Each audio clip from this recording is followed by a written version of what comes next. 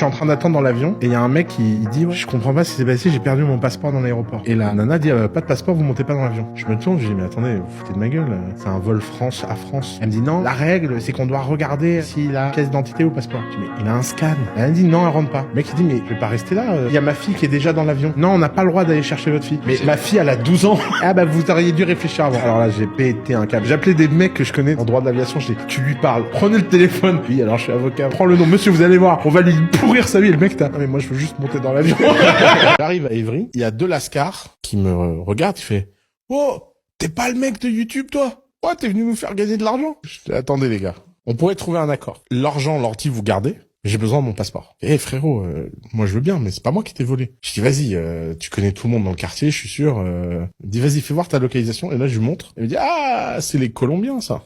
Bon, ok vas-y. Et là il prend deux potes à lui et on va chez les Colombiens. Au bout de 4 heures d'embrouille, les mecs finissent par m'expliquer qu'ils ont jeté mon passeport dans la rue. Je leur dis bon si vous n'avez pas mon passeport, vous me rendez mon ordi, mon argent. Je récupère mes affaires, je rentre à Paris. Quelqu'un qui a trouvé mon passeport dans la rue m'envoie un message sur Instagram et je récupère mon passeport. Quand je raconte cette histoire aux gens, les gens disent ouais c'est pas possible. Comment ça t'arrive des trucs pareils? Bah ça m'arrive parce que je fais des trucs. Les gens ils se font voler leurs trucs, ils vont pas chercher leurs affaires. Moi j'y vais. Bah évidemment je tombe fini avec un Colombien qui a un seul œil, deux caïds des cités, parce que c'est ça la vraie vie en fait. La vraie vie elle est plus impressionnante que n'importe quel film de cinéma. Mais les gens ne veulent pas être des acteurs de leur vie. Les gens font tout pour éviter tous les scénarios qui sortent du script. Et après ils disent c'est bizarre, j'ai une vie où il se passe rien. Bah il se passe rien parce que tu ne joues rien. Tu ne crées aucune situation pour qu'il se crée des trucs. Et évidemment quand tu le fais, bah la vie t'en donne plein. Et la vie te donne des scénarios invraisemblables. Au téléphone, je marche, je laisse mon sac sur le banc. Et là, je me fais voler mon sac. Et je vois un touriste espagnol. Je dis ouais, t'as vu quelqu'un? Il me dit non, j'ai rien vu et tout. Et il se barre. J'ai plus de passeport, j'ai plus d'argent, j'ai plus de carte bleue. Et je suis dans la merde, tu vois. N'importe qui d'autre, à ce moment-là, l'histoire s'arrête. Je trouve un moyen de localiser mon ordinateur. Je vois qu'il ping à Ivry-sur-Seine. 8 heures du matin, je suis au commissariat, je débarque. Allez, 2 voitures, on y va.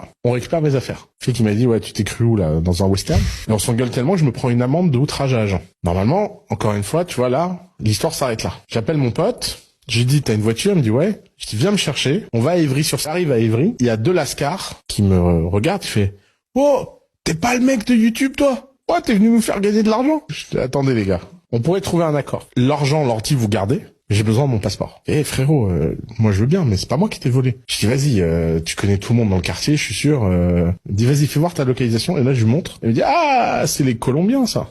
Bon, ok, vas-y. Et là, il prend deux potes à lui et on va chez les Colombiens. Au bout de 4 heures d'embrouille, les mecs finissent par m'expliquer qu'ils ont jeté mon passeport dans la rue. Je leur dis bon si vous n'avez pas mon passeport, vous me rendez mon ordi, mon argent. Je récupère mes affaires, je rentre à Paris. Quelqu'un qui a trouvé mon passeport dans la rue m'envoie un message sur Instagram et je récupère mon passeport. Quand je raconte cette histoire aux gens, les gens disent ouais c'est pas possible. Comment ça t'arrive des trucs pareils? Bah ça m'arrive parce que je fais des trucs. Les gens ils se font voler leurs trucs, ils vont pas chercher leurs affaires. Moi j'y vais. Bah évidemment je tombe fini avec un Colombien qui a un seul œil, deux caïds des cités, parce que c'est ça la vraie vie en fait. La vraie vie. C'est intéressant de savoir qui est autour de moi et qui a payé son billet, tu vois. Et je me tourne comme ça, je dis à un mec, alors vous faites quoi dans la vie? Et le mec il me dit, je suis boulanger. Il fait ouais, j'ai 6000 boulangeries ou 8000 boulangeries en Asie. C'est quoi cette histoire? Puis il commence à me raconter, il me dit voilà, j'ai toujours été passionné par le pain. À 16 ans, il se met à travailler. Et comme il est pas con et qu'il avait un bon environnement familial et tout, il a fait en autodidacte des formations de chimiste, il a travaillé avec son père, il a fait une machine à pain qui a cartonné, il a ouvert des boulangeries, explosé. Tu me dirais jamais à personne qui veut devenir multimillionnaire ou milliardaire, ouvre une boulangerie, frère. Ouais. Et pourtant, vaut mieux être le meilleur à la boulangerie qu'un mec moyen à faire des smart contracts. Oussama Ammar, vous êtes gros, vous êtes barbu, vous êtes désagréable, vous êtes arabe, vous trouvez pas que ça fait beaucoup? Je suis phénicien, pas arabe. Gros, c'est un état. Pourquoi vous avez choisi d'être en surpoids? Vous pensez que ça vous rend plus sympathique?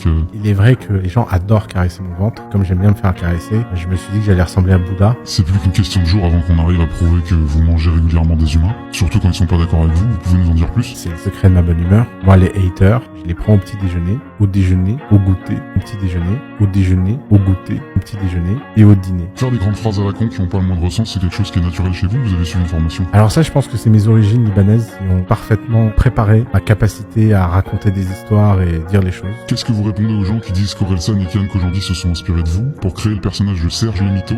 J'attends mes royalties. Pourquoi portez-vous des chemises? Parce que je trouve que les t-shirts ne mettent pas ma poitrine en valeur.